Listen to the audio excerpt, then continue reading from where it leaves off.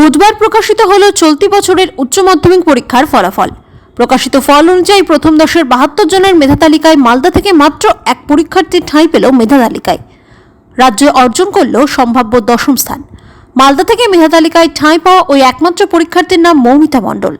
সে Araidanga dBm academy high স্কুলের পরীক্ষার্থী।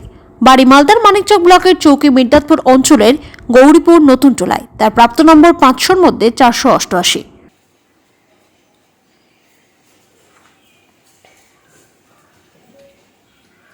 সংস্কৃত, philosophy, geography, history. আমি ইংলিশ অনার্স করতে চাইছি। বাংলাতে 97, ইংলিশে 97, জিওগ্রাফিতে 96, ফিলোসফিতে 99, সংস্কৃতে 99।